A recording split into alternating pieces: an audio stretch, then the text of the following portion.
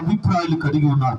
ఇంకా యేసుక్రీస్తు ప్రభుల వారిని గూర్చినటువంటి ఎరుకలో జీవించని వాడు కూడా ఈరోజు క్రైస్తవ లోకములో ఉన్నాడు అని మీ గమనానికి నేను తీసుకుని వస్తూ ఉన్నా. ఈ రాత్రి మన యొక్క ధ్యాన అంశము యేసు ఎవరు, యేసు ఎవరు. మరి కొన్ని అభిప్రాయాలు మీ గమనానికి తీసుకుని వచ్చి దయమాటలు ముగించాలని నేను ఇష్టపడుతూ ఉన్నా. ముస్లిం సోదరులు అంటారు, యేసు ఎవరు అని వారిని ప్రశ్నిస్తే వారు చెప్తున్న సమాధానం యేసు ఒక ప్రవక్త అని వారు చెప్తూ ఉన్నారు. మత్తయి సువార్త 11వ అధ్యాయము 9వ వచనాన్ని దయచేసి చదువుదాం. మరి ఏమి చూడ వెళ్ళితిరి, ప్రవక్తనా? అవును గాని ప్రవక్త కంటే గొప్పవాణినని నీతో చెప్పుచున్నాను. చాలండి. యేసుక్రీస్తు ప్రభుల వారు బాప్తిస్మం ఇచ్చు యోహాను గారి చేత మరి ఆయన శిష్యులు యేసుక్రీస్తు ప్రభుల వారి దగ్గరికి వారు పంపించబడ్డారు. అసలు నువ్వు ఎవరు, మరి ఆయన ఎవరో, మరి మేము ఎదురు చూస్తూ ఉన్నాం, మెస్సియావు నువ్వా కాదా, అసలు ఎవరో మీరు వెళ్ళి కనుక్కొని రండి అని బాప్తిస్మం ఇచ్చు యోహాను గారు వారి శిష్యులను పంపించారు. శిష్యులు వెళ్ళి యేసుక్రీస్తు ప్రభుల వారితో వారు మాట్లాడుతున్నప్పుడు యేసు చెప్పిన సమాధానం ఏంటో తెలుసా? ప్రవక్త కంటే గొప్పవాడినని మీతో చెప్పుచూ ఉన్నాను. అండి, మరి ఇక్కడ ప్రవక్త కంటే యేసుక్రీస్తు ప్రభుల వారు ఎవరంట? గొప్పవారు. రెండవ అభిప్రాయాన్ని మీతో చెప్పనివ్వండి. హైందవ సోదరులు ఒకవేళ యేసు ఎవరు అని ఒకవేళ వారిని ప్రశ్నిస్తే వారి సమాధానం ఏంటో తెలుసా? యేసు ప్రభు మంచి దేవుడు అని వారు చెప్తూ ఉన్నారు.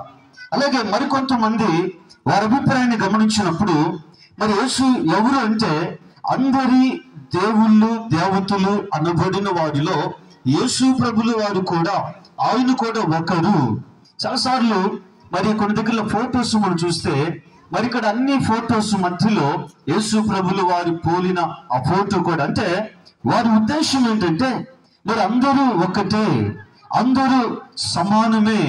కానీ వాక్యము సెలవిస్తుంది రాజులు 2వ గ్రంథములో 5వ అధ్యాయము 15వ వచనాన్ని దయచేసి మనం చదువుదాం. రాజులు 2వ గ్రంథం 5వ అధ్యాయము 15వ వచనం. అప్పుడు అతడు తన పరివారముతో కూడా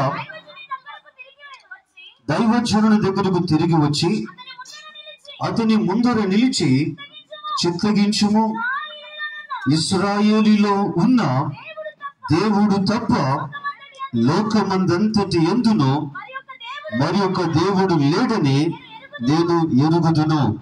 చాలండి, దేవుని వాక్యం సెలవిస్తుంది.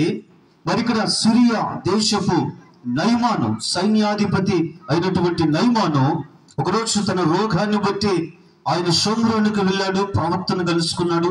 ఈ సంగతులన్నీ కూడా మనకు తెలుసు. ఆయన కుష్ఠరోగం అక్కడ బాగుపడటం, ఆయన బాగుపడినటువంటి వ్యక్తి మరి తిరిగి ఎలీషా ప్రవక్త దగ్గరకు వచ్చి ఎలీషా ప్రవక్తతో ఒక మాట చెప్తున్నాడు. మరి ఇక్కడ ఏమని ఆయన చెప్తున్నాడు తెలుసా? మరి ఇశ్రాయేలులో ఉన్న దేవుడు తప్ప లోకమందంతటా ఇలాంటి మరి ఒక దేవుడు లేడు అని మరి ఇక్కడ నయమాను చెప్తున్నట్లుగా ఆ స్టేట్మెంట్ ఇక్కడ మనం గమనిస్తూ ఉన్నాం. మరి ఇక్కడ ఇశ్రాయేలులో ఉన్న దేవుడు తప్ప లోకమందంతటి యందును మరొక దేవుడు లేడు. మరి ముందు వచనాల్లో మనం గమనిస్తే నయమాను చెప్తున్నటువంటి సమాధానం ఏంటో తెలుసా? మరి ఇక్కడ ఎలీషా ప్రవక్త గారు యోర్దానుకు వెళ్ళి 7 సార్లు స్నానం చేయమంటే ఆయన చాలా కోపం వచ్చింది. మా దేశంలో చాలా ఎదుగా మరి ఇక్కడ ప్రఖ్యాతిగాంచినటువంటి నదులు ఉన్నాయి కదా, నేను అక్కడ స్నానం చేయొచ్చు కదా, ఎంత దూరం పనిగట్టుకొని వస్తే మరి నదిలోకి వెళ్ళి మరి స్నానం చేయమంటే చాలా కోపగించుకున్నాడు.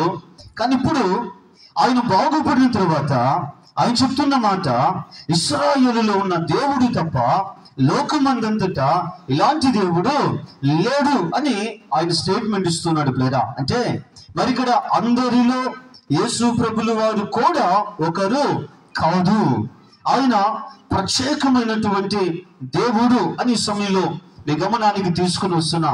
ఈ నయమాన్ ఎవరు తెలుసా? క్రైస్తవుడు కాదు, క్రైస్తవేతరుడిచ్చినటువంటి సాక్ష్యం లేదా. అలాగే మరి కొన్ని మాటలు మనము గమనిస్తే మరి కొంతమంది అభిప్రాయము జాగ్రత్తగా మనము గమనించినప్పుడు యేసు ఎవరు అంటే ఆయన అమెరికా దేవుడు. అమెరికా దేశము నుంచి ఆయనను మరి ఇక్కడికి, ఈ మతమును ఇక్కడికి దిగుమతి చేసుకున్నాము అని కొంతమంది యొక్క వాదన. ప్రియ సంఘమా, జాగ్రత్తగా గమనించుదాం. క్రీస్తు శకం 52వ సంవత్సరములో మరి ఇక్కడ తోమా, అపోస్తలుడైనటువంటి తోమా, ఆయన భారతదేశానికి వచ్చాడు. అపోస్తలుడైనటువంటి తోమా గారు ఎవరు అంటే యేసుక్రీస్తు ప్రభుల వారి 12 మంది శిష్యులలో ఆయన ఒక శిష్యుడు.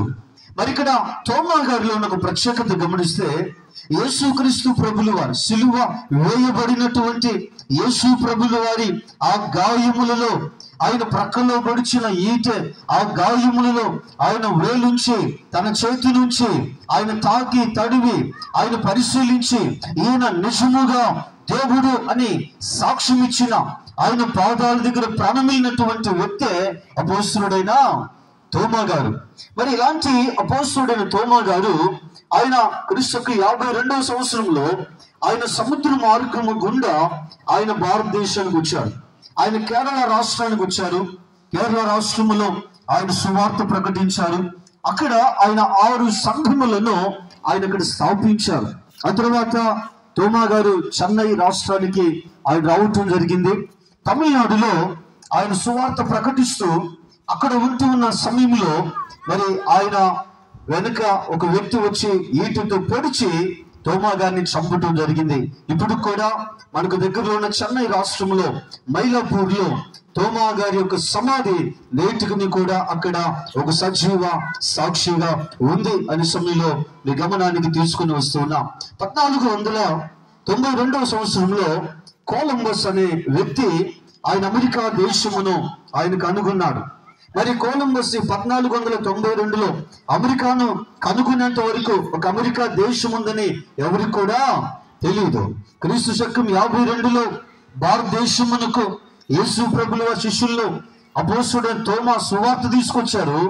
అమెరికాకు సువార్త అందింది. లేకపోతే అమెరికాను అసలు కనుగొన్నది 1492. అంటే భారతదేశమునకే ముందుగా మరి సువార్త వచ్చింది. కాబట్టి యేసు ప్రభుల వారు ఆయన అమెరికా దేవుడు కాదు. అలాగే ఇంకా గమనిస్తే మరి కొంతమంది వాదన ఏంటంటే యేసు ఎవరు అంటే ఆయన తక్కువ కులాలకు, నిమ్న జాతులకు దేవుడు అని అంటున్నారు. ఆయన తక్కువ కులాలకు లేకపోతే నిమ్న జాతులకు ఆయన దేవుడు అంటున్నారు. కానీ పరిశుద్ధ గ్రంథం ఏం చెప్పింది తెలుసా? అపోస్తలుల కార్యముల గ్రంథములో 10వ అధ్యాయము 36వ వచనం గమనిస్తే యేసు క్రీస్తు అందరికీ ప్రభువు. యేసు క్రీస్తు అందరికీ ప్రభు. ఆయన వెనుకబడిన కులాలకు మాత్రమే కాదు, ఆయన నిమ్న జాతులకు మాత్రమే కాదు, ఆయన మరి ప్రతి కులానికి, ప్రతి జాతికి, ప్రతి మనుషులకు, ఆయన ప్రతి దేశమునకు ఆయన దేవుడే. ఒక సత్యాన్ని మీతో చెప్పనివ్వండి, కుల వ్యవస్థ పరిశుద్ధ గ్రంథములో నుంచి రాలేదు. మరి ఆదాము నుంచి సమస్త మనుషులు వచ్చారని పరిశుద్ధ గ్రంథము చెప్తుంది. కుల వ్యవస్థ పరిశుద్ధ గ్రంథములో లేదు అనే సమయంలో నిగమనానికి తీసుకొని వస్తూ ఉన్నాం. కొంతమంది వాదన యేసుక్రీస్తు ప్రభుల వారు ఆయన చరిత్రలో లేడు, ఆయన కేవలం ఒక కల్పితం. మరి కొంతమంది యొక్క అభిప్రాయం. కానీ మరి ఈరోజు చరిత్ర పుస్తకాలు చదివితే, ఈరోజు మీ పిల్లలు స్కూల్స్ లో చదువుతున్న చరిత్ర ఆ పుస్తకాలు మీరు గమనిస్తే అందులో వ్రాయబడినటువంటి కొన్ని మాటలు గమనిస్తే క్రీస్తు పూర్వం, క్రీస్తు శకం, క్రీస్తు పూర్వం, క్రీస్తు శకం. మరి మీ చరిత్ర పుస్తకాలు చెప్తూ ఉన్నాయి యేసు ప్రభుల వారు ఆయన చారిత్రాత్మక పురుషుడు అని అండి. కాబట్టి ఆయన కల్పితము కాదు, ఆయన మరి యథార్థముగా ఆయన జీవించిన వ్యక్తి అనే సమయంలో గమనానికి నేను తీసుకొని వస్తూ ఉన్నా. ఇప్పటి వరకు మరి బైబిల్కు బయట కొన్ని అభిప్రాయాలు మీ గమనానికి తీసుకుని వచ్చాను. కానీ ఈరోజు పరిశుద్ధ గ్రంథములో నుంచి యేసుక్రీస్తు ప్రభుల వారిని గూర్చి యేసు ఎవరు అనే కొన్ని విషయాలు, కొన్ని సత్యాలు మరి ఈ రాత్రి వేళ మీ గమనానికి తీసుకొని రావాలని నేను ఇష్టపడుతూ ఉన్నా. ఫిలిప్పీయులకు రాసిన పత్రిక 2వ అధ్యాయం బైబిల్ ఉన్నవారు చూద్దాం. ఫిలిప్పీయులకు రాసిన పత్రిక 2వ అధ్యాయం 6వ వచనం. ఆయన దేవుని స్వరూపము కలిగిన వాడై ఉండి, చాలండి, దేవుని వాక్యం సెలవిస్తుంది. ఫిలిప్పీయులకు రాసిన పత్రిక 2వ అధ్యాయము 6వ వచనం. అపోస్తలుడైన పౌలు గారు ఫిలిప్పీ సంఘమునకు ఆయన పత్రిక రాస్తూ 2వ అధ్యాయం 6వ వచనం అంటున్నాడు, ఆయన దేవుని స్వరూపము కలిగిన వాడై ఉండి దేవునితో సమానముగా ఉండుట విడిచిపెట్టకూడని భాగ్యమని ఎంచుకొనలేదు. కాబట్టి యేసు ఎవరు అంటే ఆయన దేవుడు అని సమయంలో గమనానికి తీసుకొని వస్తున్నా. మరి ఇక్కడ కొలస్సీయులకు రాసిన పత్రికలు కూడా కొన్ని మాటలు, 1వ అధ్యాయము కొలస్సీయులకు రాసిన పత్రిక